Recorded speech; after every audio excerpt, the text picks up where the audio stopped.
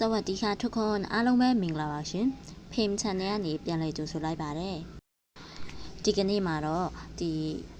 ထိုင်းလိုပေါ့နော်အပေါ်တွားတာတို့အလေးတွားတာတို့ကိုထိုင်းလိုဘယ်လိုပြောမလဲပေါ့နော်ဒီစကလုံးထူးထူးဆန်းဆန်းလေးနဲ့ပတ်သက်ပြီးတော့မျှဝေပေးတော့မှာဖြစ်ပါတယ်ရှင်အရင်ဆုံးထိုင်းလိုပေါ့နော်အပေါ်အလေးသွားနဲ့ပတ်သက်ပြီးတော့အရေးကြီးဆုံးစကားလုံးဖြစ်တဲ့အိမ်ဒါပေါ့နော်အိမ်ဒါကိုထိုင်းလိုကျမတို့ကဘယ်လိုခေါ်မလဲဆိုရင်ห้องน้ำဆိုတာကအိမ်ဒါကိုပြောတာပါห้องน้ำအိမ်ဒါ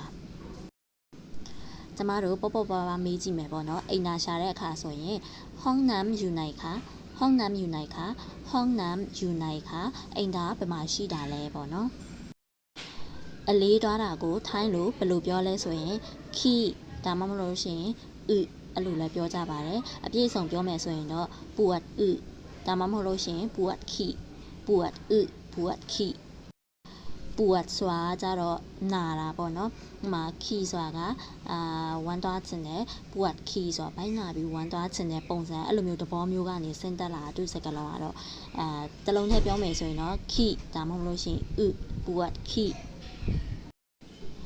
အပေါ်တွားချင်တယ်ဆိုရင်ထိုင်းလိုကကြတော့ချီဆိုတာကအပေါ်ကိုပြောတာပါပူတ်ချီဆိုတာကခုနကပြောတယ်လို့ပဲမနော်ပူတ်ဆိုတာကပိုင်းနာတာချီဆိုတာကအပေါ်တွားချင်တာပူတ်ချီဆိုတာကအပေါ်တွားချင်တာကိုပြောတာပါမိတ်ဆွေများအားလုံးဒီကနေ့မှာမျှဝေသွားတဲ့အပေါ်အလေးတွားတာနဲ့ပတ်သက်တဲ့ထိုင်းစကားလုံးလေးတည်သွားပြီလို့မျှော်လင့်ပါတယ်ရှင်ဒီကနေ့ဗီဒီယိုလေးကိုစောင့်အောင်ကြည့်ပြီးအတွက်ကြောင့်မို့အားလုံးကိုအထူးပင်ကျေးဇူးတင်ရှိပါတယ်ရှင်